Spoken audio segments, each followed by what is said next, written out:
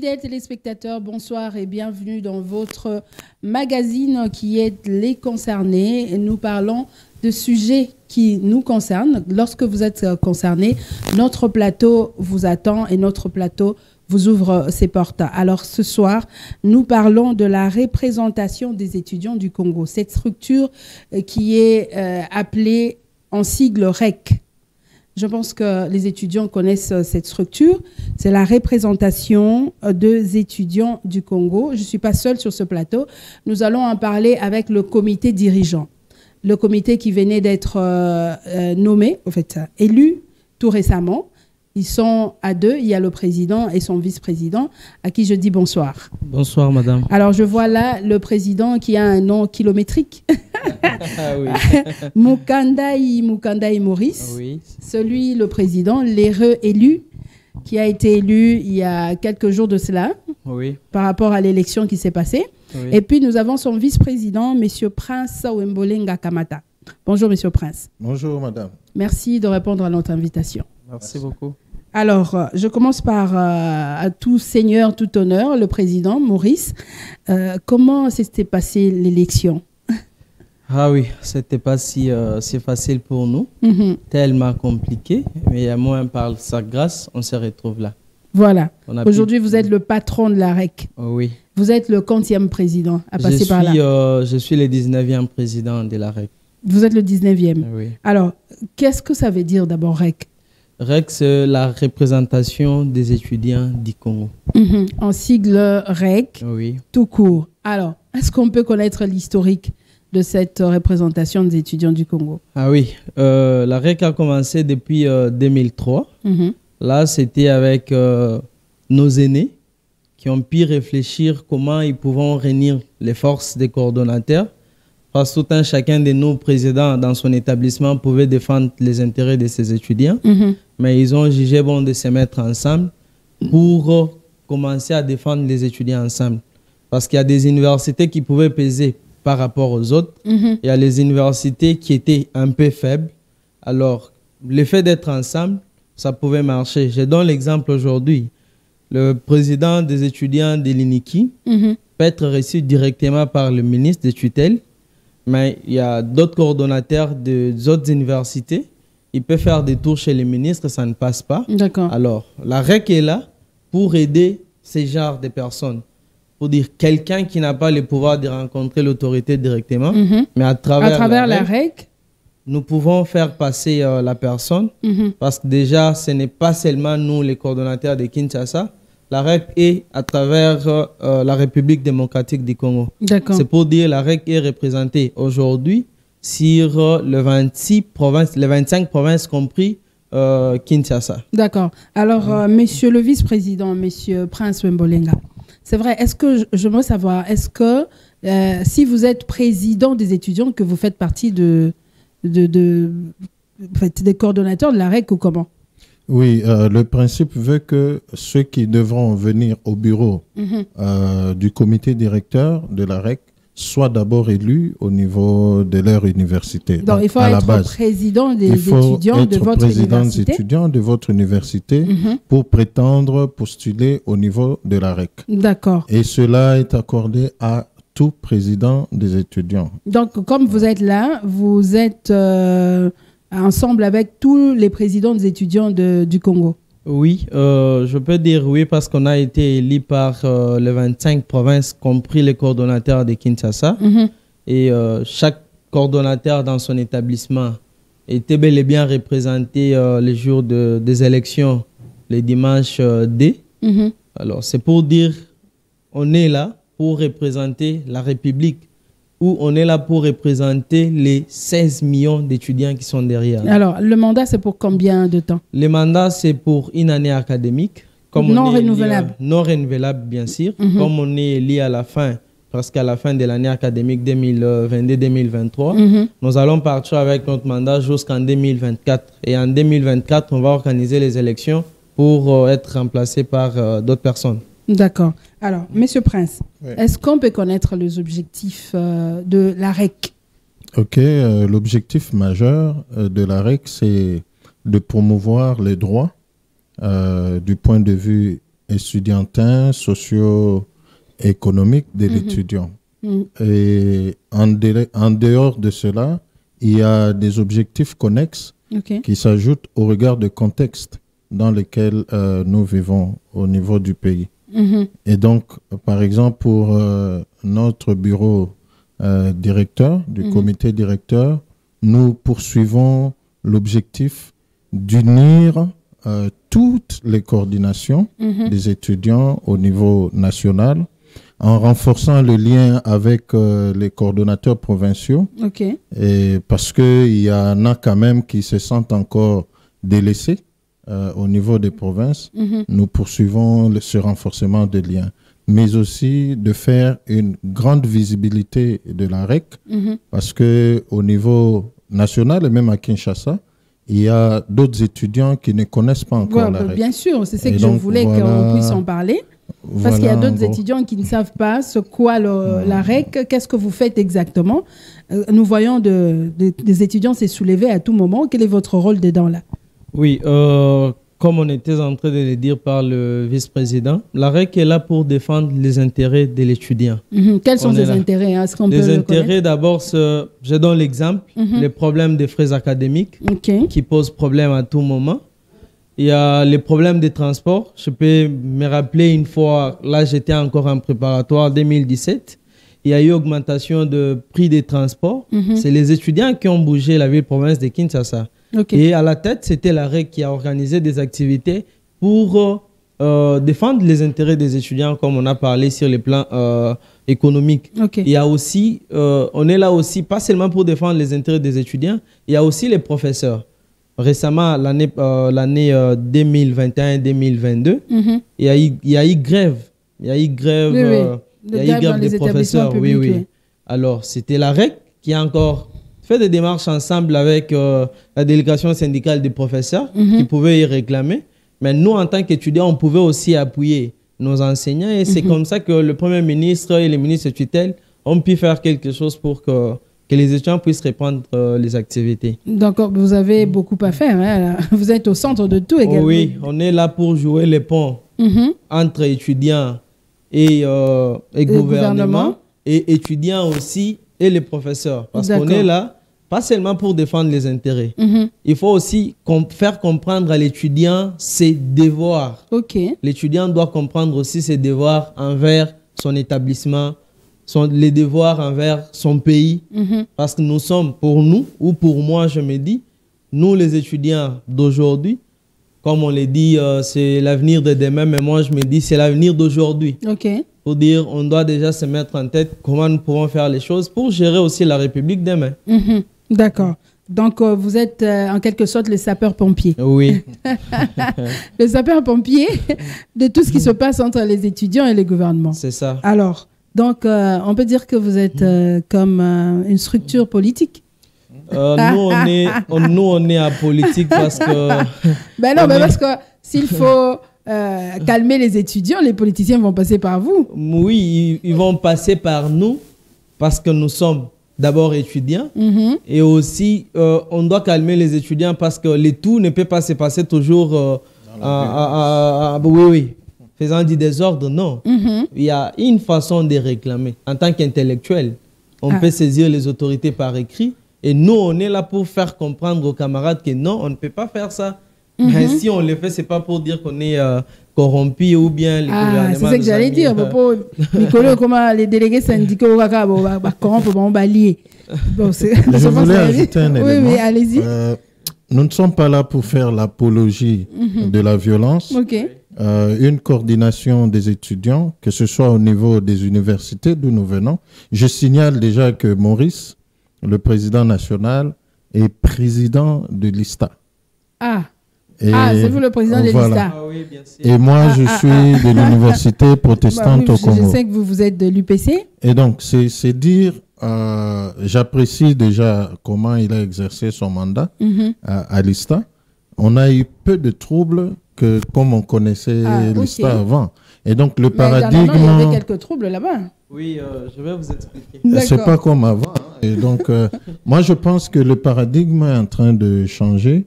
L'étudiant congolais se présente comme une solution pour le Congo et non comme un problème pour le Congo. Et donc, nous essayons de conscientiser nos camarades, surtout en cette période très cruciale que le pays est en train de traverser. Je crois qu'au regard de ces tractations, nous n'allons pas nous laisser manipuler par les enjeux électoraux. Je ne cite pas des gens ici, mais je suis en train de voir l'ordonnancement juridique du pays, mais aussi les besoins auxquels le pays fait face, les défis. Et donc, l'étudiant est prêt à être comme un passage qui pourra contribuer, participer à la paix sociale. D'accord. Voilà. Alors, le président Maurice, d'abord, je vous félicite parce que vous êtes le président de l'ISTA. C'est pas facile. Hein? Merci beaucoup. C'est pas facile de gérer tous ces gens-là. Ah oui, comme vous le disiez ici, qu'il y a eu des problèmes. Oui, mais il y a eu de quoi que récemment là-bas? C'était dit aux frais académiques. Comme on a dit ici, les étudiants aiment bien réclamer. Oui, il n'y avait pas augmentation, mais il y a eu la désinformation. Les étudiants qui voulaient présenter les examens sans payer les frais, ni les frais académiques une partie, ni l'enrôlement qui permet à l'établissement d'organiser les élections. Alors, on a demandé pour la première fois, les autorités ont compris, ils ont accordé 3 jours. On a encore demandé pour la deuxième fois, ils ont accordé 3 jours. On a demandé pour la 3e fois. Pour la 4e fois, on ne pouvait pas aller au-delà parce que les étudiants ne payent pas. Alors, on était obligé de passer aux examens. C'est comme ça que dans des auditoires, je donne l'exemple, l'auditoire des 400 étudiants, on retrouve moins de 50 étudiants qui ont payé les frais. C'est comme ça qu'il y a eu des problèmes. On a arrêté les examens ce jour-là. Il y a eu, en quelque sorte, les anciens et les gens qui restent tout autour de l'ISTA qui ont infiltré les étudiants ces jours-là. Et ils ont pris l'ISTA en otage de 8h à 15h. Alors, quel était votre rôle dedans? Je m'imagine. Nous, on était là, c'était pour faire comprendre aux camarades, oui, malgré tout ce que vous pouvez faire, c'est par comme ça que nous pouvons trouver une solution. Rentrer à la maison, les autorités ont compris. Rentrer encore à la maison, on va vous permettre encore une semaine, parce que là, c'était la 4e fois. On a encore ajouté une semaine. Et on a compris qu'on ne pouvait pas organiser les examens au même moment. On devrait maintenant répartir par promotion. On a commencé avec les AYA qui sont chez nous. Il n'y a pas les L2. Il y a premier, deuxième génie. On a pris CDL 3 LMD. On a pris CDL 2. TCI, tronc commun des ingénieurs. Et puis on a terminé avec nos petits frères des préparatoires. D'accord. Bon, c'était pas facile, hein? Oui, c'était pas facile, mais Dieu nous a aidés. Parce que moi, je peux le dire ici, je n'étais pas du côté des étudiants. Parce que pour moi, je me disais que les étudiants n'avaient pas raison. D'accord. J'étais du côté des autorités pour faire comprendre aux camarades qu'on nous a accordé assez de temps. Est-ce qu'ils vous écoutent facilement? Oui, ils sont là pour nous écouter, mais je sais qu'il y a les autres, surtout qu'il y a à 80%, c'est les hommes. Il y a les autres qui disent qu'il est plus que moi en tant que président, mais ça va quand même. Oui. Vraiment, je vous plains. Je vois comment ça se passe là-bas. Alors, Monsieur Prince, quelle est la mission que la REC poursuit? En fait, la mission se détermine par la nature de la REC. Nous devons savoir que la REC est une ASBEL. Une ASBEL qui s'assigne la mission de promouvoir les activités académiques ou estudiantines, mais aussi des activités socio-culturelles en milieu estudiantin. Et donc, vous verrez qu'en dehors des activités académiques ordinaires, il y a des foires qui sont organisées juste pour renforcer les liens entre les étudiants. Et ce que j'aime à la REC, c'est l'unité dans la diversité. Donc, facilement, nous pouvons nous retrouver avec les étudiants des instituts supérieurs, mais aussi des universités de la place. Et dans cette cohésion, nous avons une harmonisation de langage qui nous permet de nous comprendre. Et donc, c'est un modèle de développement pour les prochaines générations, si et seulement si nous faisons la promotion des valeurs que la REC regorge. D'accord. Alors, Monsieur le Président Maurice, Oui. vous avez une année Oui. à travailler à la tête de la REC. En fait, quel est votre plan d'action? Oui, d'abord, je voulais préciser quelque chose. La REC, quand on dit qu'on est autonome, il n'y a pas de politiciens qui vont venir nous donner des dictats pour dire, vous, la REC, il faut faire ça, il faut faire ça. Déjà, pendant une année, notre objectif avec notre comité, c'est de se prendre en charge d'abord. Ouais, vous allez vous prendre en charge. Nous allons nous prendre en charge. Avec les moyens de bord, c'est possible pour nous de faire quelque chose pendant une année. Vous n'avez pas de parrain, de soutien? Il n'y a pas de parrain, il n'y a pas de parrain, il n'y a pas de soutien, il n'y a pas de... Ou dire ligne budgétaire, non, ça n'existe pas. La REC, on vit avec les moyens de bord des coordonnateurs. C'est-à-dire vous cotisez par Oui, université? nous pouvons organiser des formations qui peuvent nous permettre de gagner un petit rien. Et nous allons travailler comme ça. Mais il y a moi aussi, il y a, je peux dire, les gens de bonne volonté à un moment donné qui peuvent nous venir en aide. Le gouvernement n'a pas sa main mise dedans? Le gouvernement, oui, mais ça va quand même. Donc, alors, un petit rien, on vous appelle, bon voilà. Oui, c'est possible. On en a besoin en tant qu'IASBEL. Si on en a besoin, c'est vraiment important. Et surtout qu'on est étudiant. Alors, notre vision ou notre plan d'action à la tête de la REC, d'abord, c'est promouvoir l'étudiant, comme on a dit ici, organiser des activités, former l'étudiant comment défendre ses intérêts et aussi comment l'étudiant peut aujourd'hui, après avoir terminé à l'université, créer les emplois. Parce qu'on ne peut pas être là seulement étudiant après avoir terminé, comme moi j'ai fait l'électricité. Je termine aujourd'hui, je me dis, je dois aller à la SNEL, je dois aller... d'emploi. Non, je peux terminer aujourd'hui, je me dis que je suis capable de commencer par là et je peux engager les autres. D'accord. On a besoin de ça et nous, c'est ça notre objectif. Renforcer nos liens entre coordonnateurs de Kinshasa et des provinces. Là, mon VP l'a déjà dit ici. Nous allons travailler sur ça pendant une année. Nous allons créer des relations avec d'autres pays parce qu'on ne peut pas se limiter seulement en RDC.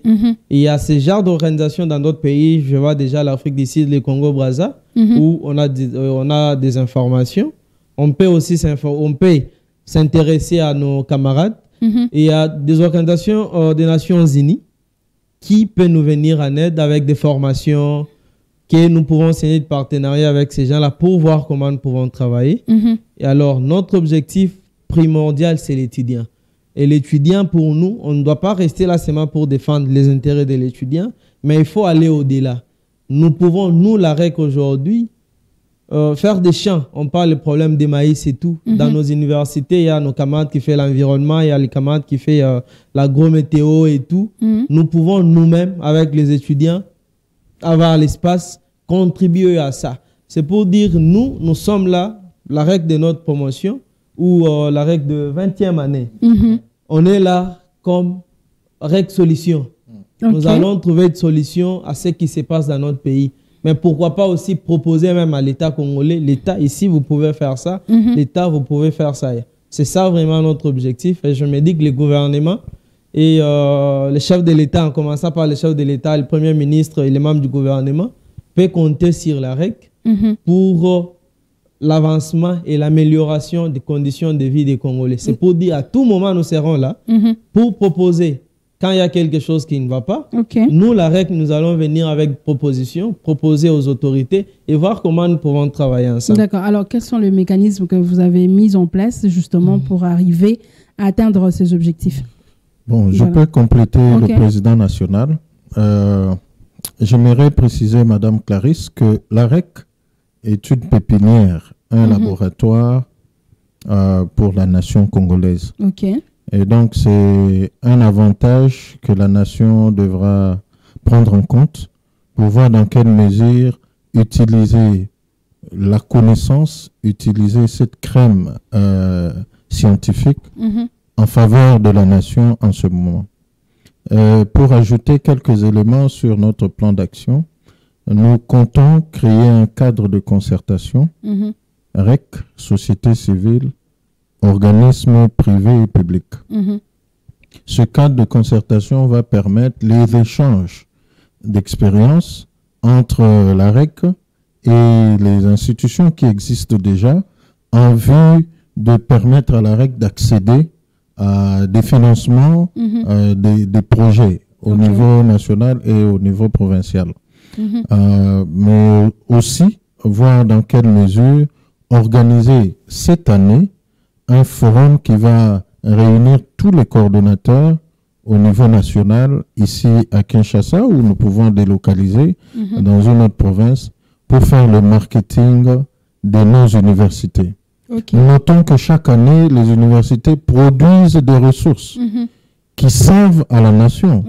Je vais prendre l'exemple de l'UPC en 2012, quand la Robank avait besoin des ressources, du personnel, ils venaient puiser à l'UPC.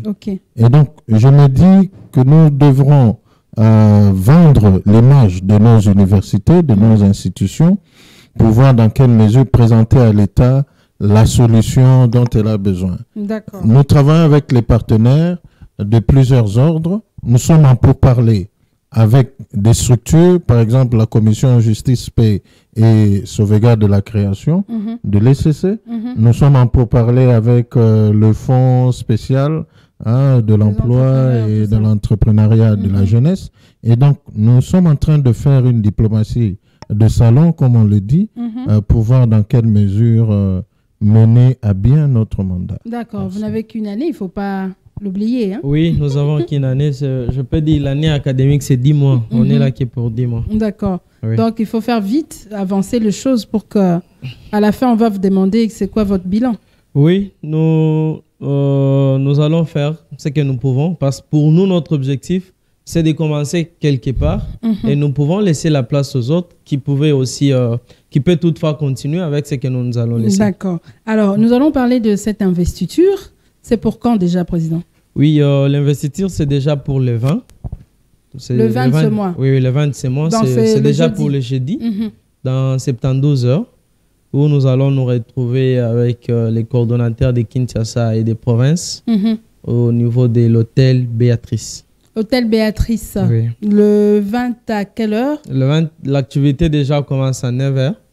Nous allons faire l'effort de respecter le programme de 9 h. Les préparatifs vont bon train, je pense. Oui, Monsieur le Prince, vous avez... Oui, j'aimerais compléter le président pour qu'il ne soit pas essoufflé. Voilà.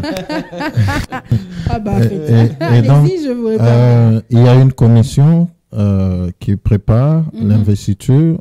Je salue le président Chris Ekoko et tous les autres membres en passant. Ils font un travail de bonne qualité. Les invitations seront lancées selon ce que le protocole va déterminer. Et déjà, nous sommes dans la fièvre.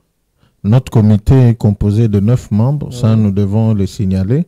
9 membres. Oui, nous représentons un groupe de 9.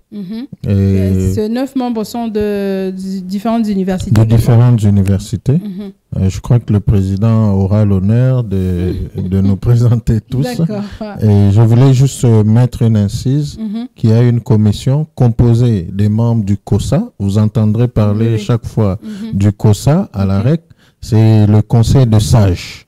Ce conseil de sages est composé des anciens coordonnateurs des étudiants. Et donc, la REC n'a pas voulu laisser les anciens coordonnateurs de côté parce qu'ils constituent une ressource nécessaire parce pour sont passés par là, ils savent, la famille estudiantine de la RDC. Et donc, ils sont là comme nos parrains, ils sont là comme nos accompagnateurs. Ils mettent à notre disposition leur carnet d'adresses, les conseils. Et donc, chaque fois que vous entendrez parler de la REC, il n'y a pas que le comité directeur, il y a les membres du COSA, nos aînés, et tous les anciens présidents de la REC. D'accord, merci beaucoup.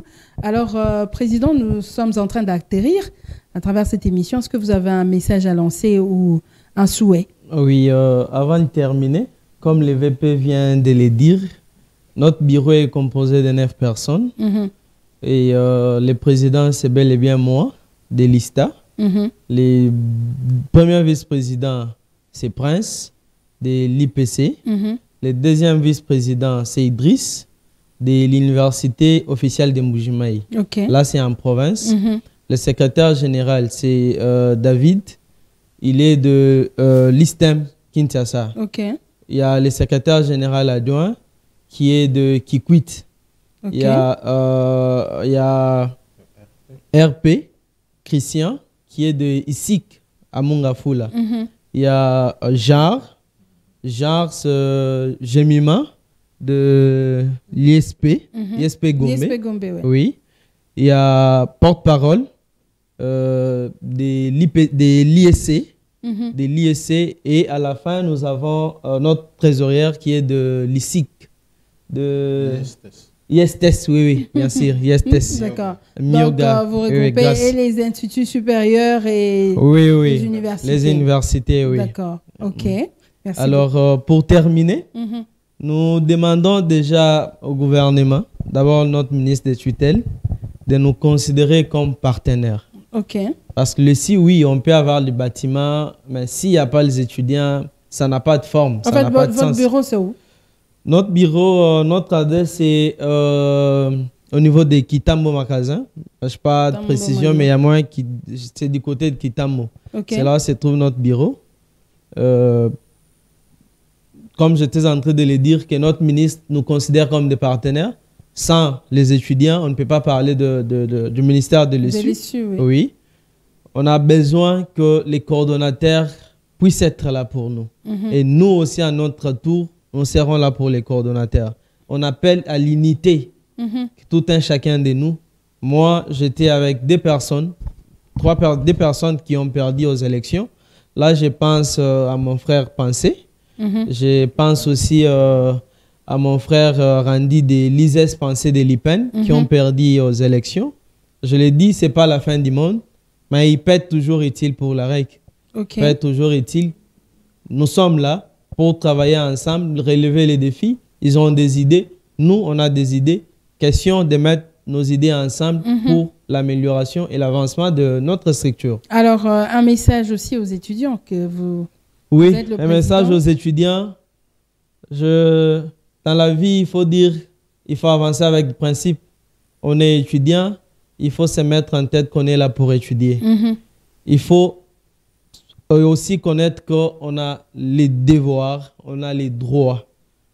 Il ne faut pas toujours tenir compte de nos droits en tant qu'étudiants et négliger du côté devoirs. Les étudiants de la RDC s'intéressent ou s'occupent beaucoup plus des droits et il fait semblant en ce qui concerne les devoirs. Et nous serons là pour défendre vos intérêts et aussi vous rappeler vos droits. Et aussi vous rappeler vos droits et aussi vous demander comment il faut défendre ou comment il faut réclamer. C'est pas vous pouvez caillasser le bâtiment comme chez nous à l'ISTA, ça se passe. Vous pouvez détruire les murs. Le bus Transacademia. Il faut toujours savoir comment protéger. Et aussi de venir dénoncer quand il y a quelque chose qui ne va pas. D'accord. Nous demandons aux étudiants d'être là. Comme j'étais à l'ISTA, je demandais aux étudiants à tout moment de venir vers nous avec problème. Et nous aussi, nous serons là pour défendre réellement les intérêts des étudiants. D'accord. Parce que quand on a des informations sur quelque chose qui ne marche pas, c'est à ce moment-là qu'on peut défendre. Mais si vous gardez vos problèmes, vous pensez que vous-même, vous pouvez trouver une solution et par après, ça sera compliqué. D'accord. Alors, M. Prince, vous avez un dernier mot? Oui, j'aimerais juste ajouter que la REC est une aubaine. La REC, c'est un bijou que nous, en tant qu'animateurs, devrons promouvoir et protéger. Et à l'étudiant congolais, j'aimerais dire qu'il ne faudrait pas se considérer comme le reste de tous. Vous êtes partie prenante au développement de ce pays. Déjà en tant qu'étudiant, j'en appelle à votre pensée, votre pouvoir de concevoir l'avenir de ce pays. Le pays compte sur nous. Nous devons être du bon côté de l'histoire. Je ne parle pas politique, Ok. mais je suis en train... J'ai juste complété. Oui, ben là, tu veux me faire pencher vers Non, la j'ai politique. juste complété la phrase. Et je dis ça parce que nous ne devons pas nous qualifier dans les mauvaises choses. L'étudiant doit vivre dans la noblesse. Parce que déjà, être étudiant à une université, à un institut supérieur, c'est un privilège. Et nous avons le devoir d'honorer nos parents qui se battent et nos tuteurs pour nous payer les frais. Et donc, je ne vois pas un étudiant se qualifier dans les antivaleurs.